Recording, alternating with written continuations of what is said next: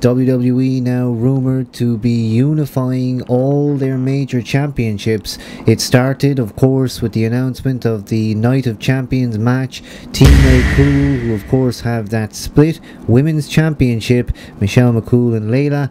One of those girls is going to take on Melina for the Divas Championship.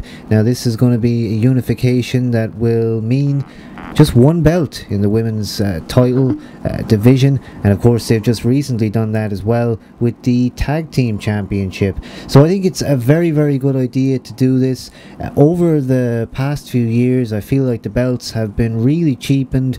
To have two of them has meant little. In fact, it means nothing at all. Only one world title should be present. I know the WCW NWA title has a long lineage and maybe it shouldn't be gotten rid of, but as for all the other belts, two of them equals nothing.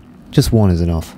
Yeah, I think it's going to be a tough decision for them to unify that World Heavyweight title and the WWE Championship, for the simple fact that it's a real political kind of statement. If they take the two belts away and come up with a new one, it is saying goodbye to that old school NWA title and kind of puts it on everything that's old school about the business and the real final curtain call, funeral and end of a steady run for what was the wrestling business, and that huge step into solidifying what WWE is all about now, and that is entertainment, hence the big E.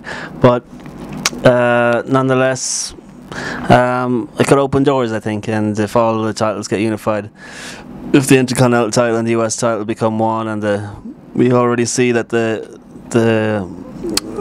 Divas Championship and the Women's Championship will become one, and we've already got our unified tag titles. What I was getting at was that it will break down, I think, break those walls down, and maybe we can have a intertwining roster of people on Raw and Smackdown, and back to the old days when you had Wrestling Challenge and Superstars, and you'd see,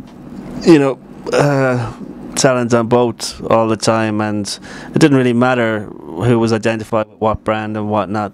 There was enough rope. I don't think anybody watched one and didn't watch the other, just like they do nowadays. I'm sure anyone who watches SmackDown watches Raw, and likewise, especially if you have the channels, people know who they are. So this different brand bollocks needs to get back to basics once and for all, unify those titles and interbreed the two brands, and it makes for fresh stuff. Even on the 900th episode, I think there was enough interbrand matches to kind of go, oh yeah, this looks pretty good, I won't fast forward this one, or it keeps everything fresh. You don't have to keep them to certain brands, because you can build a storyline quickly. Just throw Kofi over onto Raw for a week and already he's got a storyline with somebody, let him roll with it. Happy days, send him back to SmackDown when it all winds down and everybody's happy. But we'll live in hope. A lot of people are speculating, as you said there, that this is the end of the branding and that maybe there won't be any exclusive show. Like you said, the old days, the Wrestling Challenge, everybody went everywhere, and I think it created a fresh show to know and indeed not know who you were going to expect. At times anybody could walk in. It didn't matter if he was part of the A, B or C touring team. When it came to TV, they had a whole roster and they could stick a guy in there. It wasn't a problem. Whereas these days they've had to find ways to explain it, haven't they? They've had to say, right, he's here because of this. And of course we saw situations with Chris Jericho where every week he was on Raw, even though he was a permanent member of the SmackDown roster. But then they did always find a way to get him in there. So I suppose if they were doing that, then what is the point of branding system? Why separate the two? Now I suppose my worst memory and the only bad thing I think really that came out of the paper, or at least sort of dual branding, was those SmackDown pay-per-views, exclusive SmackDown matches, and wow, I never want to see any of them again. Yeah, that was when they really wanted to shove it down our throats that there were two separate brands, people. They're two separate brands, and I don't think anybody was too impressed with any of those SmackDown pay-per-views. I know we certainly weren't in any way, shape or form. But I think they could definitely, I mean, you would find homes for your Matt Hardys if we had the interbranding. Surely there's someone on Raw that can stick him in with, even if he gets a spot there with Santino and whatnot. You know, at least he's getting a bit of TV time as opposed to not getting anything really these days. Indeed, and it's a good question as to what is going to happen to guys who are a bit lower.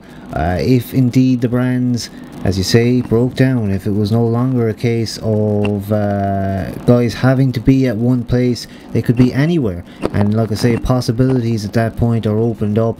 I wonder, has it been a good business thing for them? Is it worth it? I mean, to have one strong brand rather than just say, right, this is SmackDown, it's the B show, would be much better. I think they need to have just one A show, and don't be even trying to compete with that. Of course, SmackDown has tried and failed for long periods of time. I will say SmackDown has had some good periods, and indeed I think the early days of SmackDown probably considered to be a lot better with cruiserweights and everything involved. But this is then I think what it boils down to, and possibly where the championships kind of lose their prestige when you're talking about the branding of the TV shows. And I mean, the belts really do get overlooked, and I think a lot of times surprise is taken out of things when you know it's going to be 2 SmackDown guys semi-main event and 2 Raw guys main event. This is it, and it's been, like you say, it's had its ups and downs. A lot of people view it as the B show, and definitely I think in the kind of 10 plus years it has had more low points I think than high points. But for them to send Hogan there on a comeback, definitely, they don't think of it I think as a B show or whatnot, and it will be very interesting to see when this sci-fi move comes, just how serious they're going to take it, and really is this the end of the line for the show itself, kind of a last option if you will, and we might see Cena pushed over there and maybe even trip some of the real big fish. So it'll be an interesting few months I think for SmackDown either way. Big changes coming for SmackDown, I think for the WWE in general. Still rumours of that new logo which has been floating around, and maybe with that new corporate identity will come another change of attitude towards programming. Maybe, if it's possible, we're going even safer than it has been before. What does that mean? Does that mean more Evan Bournes and Hornswoggles? It seems like it's a joke, but really it could be the case. You might just end up with that, and I think at that point it would be Ring of Honor that would need to step the game up and really put more of those ex-WWE stars on there and maybe take it up to a TNA level. Maybe they can do what TNA did and maybe even do it right. Yeah, this is very true. I think their main guy has been taking in suggestions from people I think on Twitter at the moment on how they can better the Ring of Honor product, and maybe a decent set of lights in the building would probably be a good start for them. But poor Roddy went for a tryout on TNA and got the thumbs down. Disappointing. Apparently they said he didn't play to the crowd enough. That's ridiculous. I mean, who decided that? That guy shines. Roddy let down from the TNA brass, and probably I'm sure they're probably right. I don't really remember him playing to the crowd much. He was just an in and out kind of brawler, really, wasn't he? Well, it's funny because you're right. Maybe he did impress in the ring and didn't do too much in the way of getting the crowd into him. But I think that's another criticism that people who go to WWE shows often come out with. This idea that maybe wrestlers are told, go to the ring, don't really play to the crowd, don't go up and interact with them, have your match and get out of the ring. This is it. And I think it does hurt it sometimes, and maybe that's something they're trying to change on that report. Yeah, I'm sure there was a lot of old school guys who knew they could roll with it on the mic if they were given a chance, but they were obviously just told, as you say, go out, keep the head down, and you'll get your paycheck at the end of the day. On the whole China topic, I mean, you also had the announcement that Shane McMahon had decided to take a new direction altogether, and he's working now with China Broadband in quite high role. I mean, this is fairly big stuff, and again, China probably the place where all the opportunities are now for business. Here's a country that's expanding in huge ways, and indeed another McMahon in China. It's all about China. China. That's where it's at. And Shane's no fool. I think he knows where the money's at. After all, you just have to listen to that theme tune, and that says it all. China, did we ever think would be such a huge part in the future of this business? I don't think we ever did, but there you go. They're going to have a massive impact going forward, and the money over there that is going to be coming WWE's way now that they're touring and they're fully involved and active in the company and they're on television. It's going to be huge business, but again, I think it's it just shows how this worldwide thing is what they're all about now. They want to be true global leaders. They've been in so many countries for years on end, but they just want to go more and bigger and expand. This is it, and they're taking into account what their company says. They have the entertainment side of it covered. Now they have the world covered, and if they could just pay a small bit of attention to the keyword being wrestling, I think the future might just be okay.